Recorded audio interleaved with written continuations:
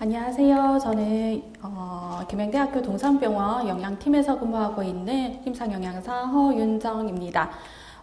이런 추운 날씨에도 많은 분들께서 참석해 주셔서 일단 감사드리고요.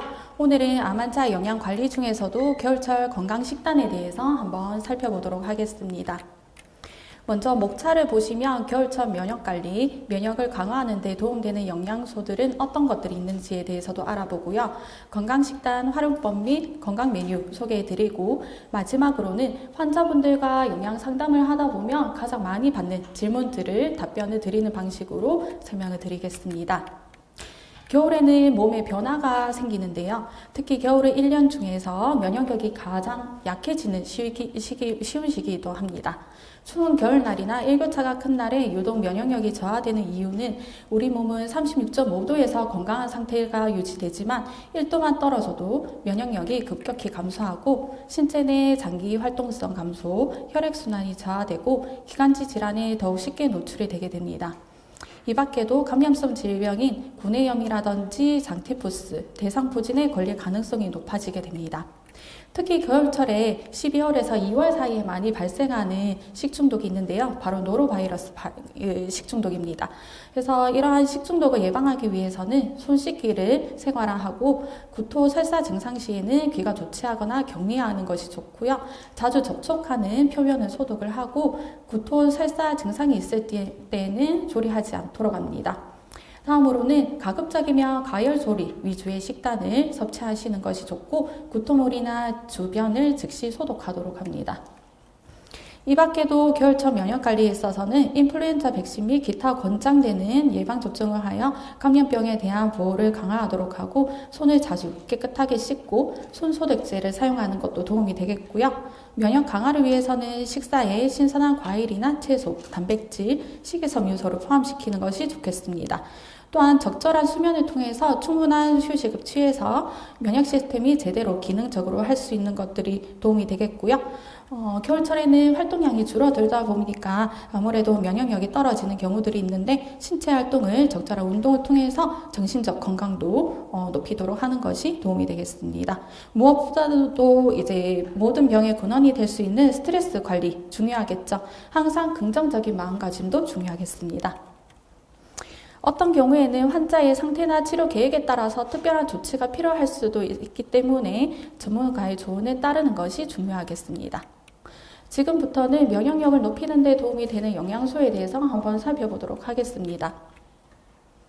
우선 첫 번째는 단백질입니다. 단백질은 섭취가 부족하게 되면 항체가 충분히 합성되지 못해서 면역체계 기능에 저하가 발생되게 됩니다.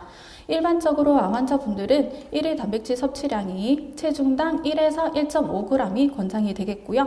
성인 남자 60kg 기준으로는 60에서 90g이 적정량이겠습니다. 아래 보시면 소고기라든지 돼지고기, 닭고기, 생선, 계란, 두부, 해산물들은 단백질이 많이 포함된 식품들인데요. 몇 끼마다 한두 가지씩 양질의 단백질을 섭취해 주시면 충분히 섭취가 가능하겠습니다. 다음으로는 비타민C입니다. 한국인 남녀 성인의 비타민C 권장 섭취량은 100mg이며 항산화제로 작용해서 면역세포의 기능을 촉진시키고 신선한 과일이나 야채, 풍부하게 포함이 되어 있습니다. 옆에 그림에서 보시는 것과 같이 감이라든지 딸기, 레몬 등에 많이 포함이 되어 있습니다. 하지만 과일에는 비타민C 함량도 높지만 당류도 많이 포함이 되어 있습니다. 따라서 당뇨 환자분들은 적정량 섭취를 하셔야 되겠고요. 일반 환자분들은 비만이 되지 않도록 하기 위해서 과량 섭취하시는 것은 피하셔야 되겠습니다. 다음으로는 비타민 D입니다. 한국인 남녀 성인의 비타민 D 충분 섭취량은 5마이크로그램입니다.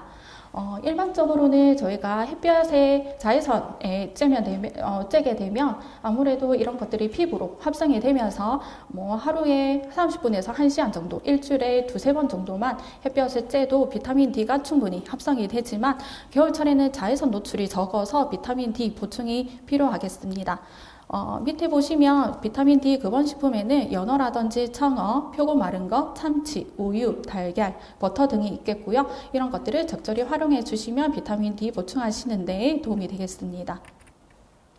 다음은 아연입니다. 아연은 붉은 고기라든지 해산물, 전공유, 콩류 등의 다양한 식품에 함유가 되어 있는데요.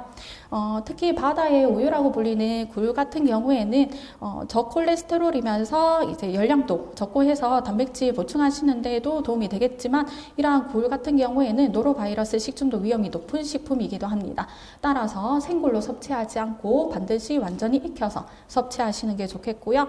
꽃게라든지 완두콩, 쇠고기, 보리, 꼬막, 현미, 돼지고기 등에도 많이 포함이 되어 있어서 적절하게 섭취해 주시면 도움이 되겠습니다. 다음으로는 프로바이오틱스입니다. 건강한 장내 세균 균형을 유지하고 면역 시스템을 강화하는 데 도움을 주는데요. 프로바이오틱스가 풍부한 식품으로는 당근이라든지 콩이라든지 버섯, 아스파라거스, 마늘, 부추, 바나나, 그리고 식이섬유가 풍부한 병아리콩이나 렌틸콩, 돼지감자, 사과 등이 있겠고요.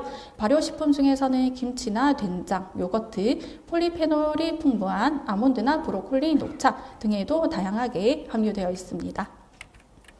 다음은 셀레늄입니다. 셀레늄인 경우에는 브라질 너트에 많이 포함된 것으로 알려져 있는데요. 브라질 너트인 경우에는 하루 5알 이상 섭취하게 되면 상한 섭취량을 초과하게 되므로 하루의 적정 섭취량은 한두 알이기 때문에 이 양을 넘지 않도록 주의를 하셔야 되겠습니다. 다음으로는 철분인데요. 철분은 결핍되게 되면 면역력이나 감염에 대한 저항력이 떨어지게 됩니다. 따라서 철분이 함량이 높은 식품들을 살펴보면 쇠고기라든지 돼지고기, 닭고기 등에 많이 함유가 되어 있고, 해산물, 곡류, 콩류, 진한 녹색 채소 등에도 다양하게 포함이 되어 있습니다. 굴이도 앞서 말씀드린 아연에서 말씀드린 것과 같이 굴도 여기 많이 포함이 되어 있는데요. 해산물 중에서도 굴, 게, 낙지, 새우, 오징어, 견과류 중에서도 뭐 캐슈넛이라든지 콩류 등의 다양히 포함이 되어 있지만, 굴 같은 경우에는 반드시 익혀서 섭취하시는 거 꼭 기억해 주시면 좋겠고요. 비타민 A와 E 같은 경우에는 활성산소에 의한 산화 반응을 차단시키고 세포 손상을 방어하는 영양소로서 면역세포 기능 유지하는 데 도움이 돼서 이제 녹황색 채소라든지 견과류들을 적절하게 섭취해 주시면 도움이 되겠습니다. 다음으로는 엽산인데요. 녹색 채소나 과일 중에서는 참외나 오렌지, 키위, 김미역, 다시마 등에 많이 포함이 되어 있으므로 이런 것들을 적절히 섭취해 주시면 도움이 되겠습니다. 다음으로는 건강식단 활용법 및 건강 메뉴에 대해서 소개해 드리겠습니다. 먼저 전공유인 경우에는 귀리나 보리, 밀, 현미 등을 활용을 하셔서 식이섬유와 미네랄이 풍부하고 소화를 돕고 건강을 유지하는 데 도움을 준다고 하여 이런 것들을 활용해 주시면 도움이 되겠는데요. 특히나 미네랄, 비타민 공급원이기도 하지만 식물성 단백질의 좋은 급원이기도 합니다. 따라서 콩이나 팥, 녹두 등은 단백질이 풍부하므로 채식주의자 또는 단백질 섭취에 주의가 필요할 때 적절히 활용하시면 도움이 되겠습니다. 다음으로는 고열량 고단백식입니다. 암 치료 중에는 체중 감소라든지 영양소 섭취 부족을 방지하기 위한 또는 조직 손상을 회복하고 면역 체계를 강화하기 위해서는 고단백 고열량 식품을 선택하시는 것이 좋은데요. 아래 보시면 저지방에 속하는 것들에는 닭가슴살이라든지 돼지고기 안심 부위, 소고기는 사태나 홍두깨살, 흰살 생선인 가자미나 동태, 새우, 전복, 멸치, 북어채 등을 이제 섭취해 주시면 도움이 되겠고요. 옆에 보시면 고지방 식품이 있습니다. 주로 기름기가 많은 음식들인데요. 돼지갈비라든지 돼지 족발, 삼겹살, 소갈비, 통조림류들, 가공식품 중에서는 베이컨, 비엔나 소세지 등이 있겠습니다. 이런 식품들은 가급적이면 삼가를 해주시는 게 좋겠고요. 암 환자분들이라고 해서 무조건 고단백식을 하시기보다는 개인의 상태와 치료 계획을 고려를 하셔서 적절한 식사 계획을 수립하시는 것이 좋겠고요. 의사 선생님이나 영양사 선생님 상담을 통해서 적절한 식습관을 유지하는 것이 중요하겠습니다. 그런데 고열량식이나 고단백식을 하시기 힘드신 경우들도 있으세요. 주로 입맛이 없다든지 식사량이 적다든지 하실 때는 옆에 보시면 영양 보충 제품들이 나와져 있는데요. 최근에는 다양한 제품들도 나오고 있고 맛들도 다양하기 때문에 기호에 맞으시는 것을 선택하셔서 드시면 도움이 되시겠습니다. 일반적으로는 한 캔의 영양가는 밥 3분의 1 공기에 생선 한 토막에 야채 한 접시 드시는 열량이랑 거의 동일하다고 보시면 되고요. 아래에 보시면 혈당 조절에 용이한 당 함량이 낮은 제품들이라든지 단백질 섭취가 부족한 환자분들을 위해서 단백질 함량이 높은 제품들, 다음으로 신장질환 환자분들 경우에는 비투석이나 투석 환자용 제품들도 있고요. 연하곤란이라든지 치아가 안 좋으신 분들을 위해서 푸딩으로 나오는 제품들도 있어서 이런 것들은 이제 맞춰서 선택하셔서 구입하셔서 드시면 되겠습니다. 다음으로는 채소와 과일 섭취입니다. 채소와 과일에는 아시다시피 식이섬유나 비타민, 미네랄 등이 풍부해서 면역을 강화하고 염증을 줄이는 데 도움이 되는데요. 다양한 종류의 채소와 과일을 선택을 하시고 계절에 맞는 채소와 과일을 섭취하시고 이제 신선하고 가급적이면 유기농을 선택을 해주시되 샐러드나 스무디, 간식으로 적절히 활용해 보시는 것도 도움이 되겠습니다. 다음으로는 가공식품을 줄이는 게 좋은데요. 가급적이면 자연식품을 선택을 하시고 배달음식이나 외식보다는 집에서 직접 조리를 하시는 것이 좋겠습니다. 그리고 가능하다면 유기농이나 자연적으로 재배된 식재료를 사용한 제품을 선택을 하시고요. 과일은 가당이 포함된 주스류보다는 신선한 과일을 그냥 그대로 드시는 것이 좋겠습니다. 가공식품을 구매하실 때는 영양 성분표를 보시는 게 좋은데요. 인공 첨가물이 들어있는지, 고당류 제품은 아닌지, 트랜스 지방이 포함되지 않은지를 확인해 보시고 옆에 보시면 영양 성분표가 이렇게 생겨져 있습니다. 1회 제공량을 기준으로 영양 성분표가 나타나져 있고요. 1회 제공량만큼 먹었을 경우 열량이 기재가 되어 있고 1회 제공량만큼 먹었을 경우 하루에 필요한 탄수화물이 몇 % 섭취가 가능한지에 대해서도 나와져 있기 때문에 이런 영양 성분표를 보시고 가공식품을 선택하시도록 합니다. 다음은 익혀서 섭취하기입니다. 아무래도 항암 치료나 방사선 치료를 받다가 보면 일시적으로는 면역이 떨어질 때가 있습니다. 그러실 때는 음식으로부터도 감염이 되실 수가 있기 때문에 익힌 음식을 섭취하시는 것이 좋고 익혀서 섭취하게 되면 소화도 용이해지고 식중독의 위험도 감소가 되게 됩니다. 일부 비타민이나 미네랄은 파괴가 되기도 하지만 이 외의 영양소는 비교적 잘 유지가 되는 편이고 조리하는 과정에서 식재료들이 새로운 맛과 풍미를 발생시키기 때문에 익혀서 섭취하시는 것이 도움이 되실 수도 있겠습니다. 다음은 충분한 수분 섭취하기입니다. 수분은 세포의 기능을 유지하고 체의 균형을 유지하는 데 도움이 되는데요. 생수나 보리차 등을 통해서 충분한 수분 섭취를 하도록 합니다. 간혹 가다가 커피나 녹차류와 같은 차 종류들을 물 대신에 섭취하시는 분들이 계신데요. 가급적이면 이런 생수나 보리차처럼 이런 공유차들을 통해서 수분을 섭취하시는 것이 좋겠습니다. 또한 신선한 과일이나 채소에도 물이 풍부하게 포함이 되어 있으므로 적절하게 활용해 주시면 되겠고요. 운동을 하거나 특히 더위를 많이 타실 때에는 수분 요구량이 더 높아지게 되므로 더 자주 물을 섭취하시는 것이 좋겠습니다. 지금부터는 음식을 보실 건데요. 저지방 단백질을 이용한 일품 요리입니다. 닭가슴살은 앞서 말씀드린 것과 같이 저지방군에 속하는 어용육입니다. 따라서 닭가슴살 샐러드 덮밥으로 활용해 보시는 것도 도움이 되시겠고요. 연어는 비타민 D가 풍부한 식품이죠. 그래서 비타민과 무기질이 풍부한 채소 롤로 쌈을 싸서 겨자 소스에 찍어서 드시게 되면 식욕을 돋우는 데도 도움이 되겠습니다.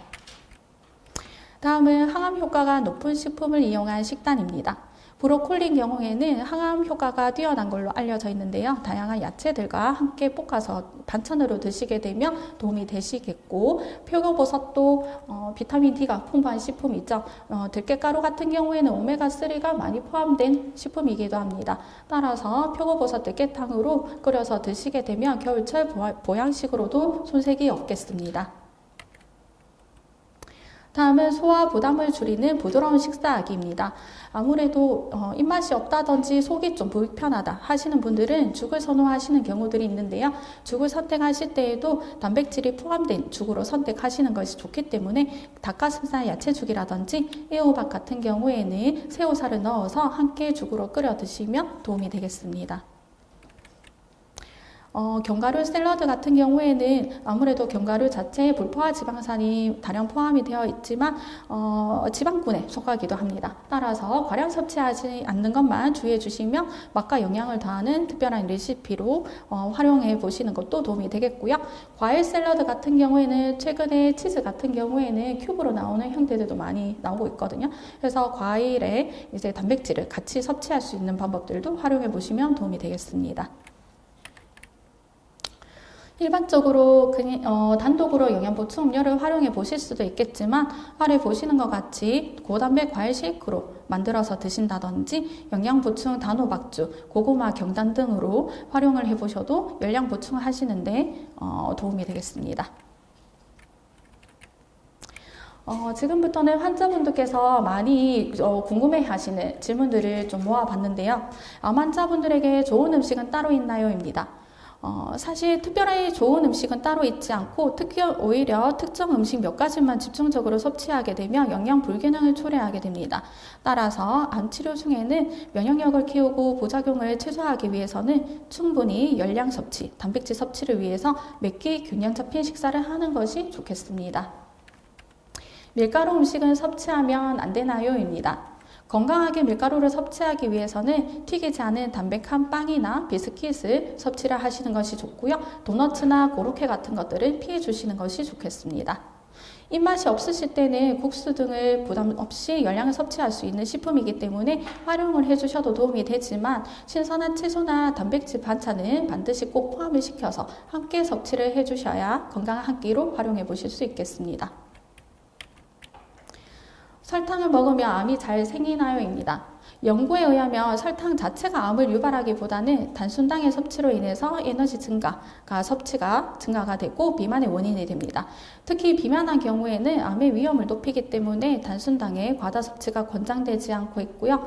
에너지 과다 섭취를 막기 위해서는 단순당 섭취는 줄이고 당질 함량이 높은 식품인 설탕이나 꿀, 과자, 아이스크림, 탄산음료 섭취는 피하도록 합니다. 치료 중 단백질 섭취를 위해서 곰탕을 먹으면 몸에 좋은가요? 입니다. 사골 곰탕인 경우에는 장기간 섭취하게 되면 영양적인 불균형으로 이어질 수가 있고요. 실제적으로 곰탕 안에는 단백질이 크게 포함되어 있지가 않습니다. 따라서 한 번씩 어쩌다가 드실 때에는 추가적으로 고기라든지 생선, 두부, 달걀, 콩 등을 함께 보충을 해주시는 것이 좋겠습니다. 붉은색 육류인 쇠고기나 돼지고기는 섭취하면 안 되나요? 입니다. 육류는 제한하기보다는 지방 함량이 낮은 부위를 선택하셔서 섭취하시는 것이 좋으므로 살코기 위주로 수육이나 불고기, 조림 국거리 등을 활용해 보시는 것이 좋겠고 육류에는 단백질 중에서도 필수 아미노산을 골고루 함유하고 있고 철분이나 비타민 B12가 좋은 구번이기도 하기 때문에 적절히 섭취해 주시면 도움이 되겠습니다. 식사 시 콩은 반드시 섭취해야 하나요? 입니다. 콩은 단백질 근원식품이며 이소플라본과 같은 생리활성 물질을 함유하고 있습니다. 그중 일부는 약한 에스트로겐 효과를 나타내어 호르몬 의존성 암을 억제하는 것으로 나타나기는 하지만 콩류 식품이 암을 예방하는지에 대해서는 사실 아직까지는 과학적인 근거는 불확실한 상태입니다. 따라서 유방암 환자들이 전통적인 식사에 포함되는 정도로 콩류를 섭취하시는 것은 가능하지만 고농도의 농축된 콩이나 콩가루와 같은 것들은 섭취하지 않도록 피해 주시는 것이 좋겠습니다. 채소와 과일을 어떻게 섭취하는 것이 좋을까요? 채소와 과일을 갈아서 드시는 것은 씹거나 삼키는데 문제가 있을 경우에는 좋은 방법이 될 수가 있겠죠. 하지만 이런 가는 과정에서는 미생물 오염이 되기가 쉬우므로 면역이 떨어진 환자분들에 대해서는 주의가 필요하겠고요. 가급적이면 꼭꼭 씹어서 드시는 것이 좋겠습니다. 영양제 섭취가 치료에 도움이 되나요? 입니다.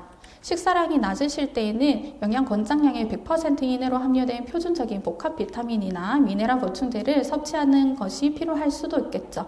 하지만 영양 보충제를 통하여 항산화 비타민과 무기질을 다량 섭취하게 되면 오히려 암의 위험을 증가시킨다는 연구 결과들도 보고되고 있습니다. 따라서 가능하다면 식사를 통해서 비타민과 무기질을 섭취하시는 것이 바람직하겠습니다. 민간요법인 홍삼의 키스나 버섯 달인물, 녹즙 섭취해도 되나요? 입니다. 대부분의 민간요법은 아직까지 과학적으로 효과가 입증된 것들은 없습니다. 특히 수술을 하시고 나서는 섭취량이 감소된 상태에서 과도한 민간요법을 함으로써 식사량을 증가시키는 데 나쁜 영향을 줄 뿐만 아니라 간 기능에도 부담을 줄 수가 있으므로 삼가하시는 것이 좋겠습니다. 우유를 먹으면 암에 더 잘 걸리나요? 입니다. 실제로 우유는 암을 유도하는 물질들도 들어있고요. 암을 예방하는 물질들도 들어있습니다. 암 예방하는 물질로는 비타민 D라든지 리놀렌산, 낙산염, 라토페린, 칼슘 등이 포함이 되어 있고요. 따라서 하루에 한두 잔 정도 적정량만 지켜주시면 되겠습니다. 소량의 알코올 섭취는 괜찮을까요? 입니다. 소량의 알코올 음료도 일부의 암의 위험을 증가시킬 수가 있고요. 모든 유형의 알코올 음료는 암 발생 위험에 유사한 영향을 미칩니다. 또한 알코올 섭취 증가에 따라서 암의 위험도 동반 상승되므로 삼가하시는 것이 좋겠고요. 옆에 보시면 하루 2잔 이상 음주는 대장암 위험을 증가시키고 하루 3잔 이상 음주는 위암이랑 간암을 증가시킨다고 합니다. 따라서 가급적이면 금주하시는 것이 좋겠습니다. 커피를 마시면 안 되나요? 입니다.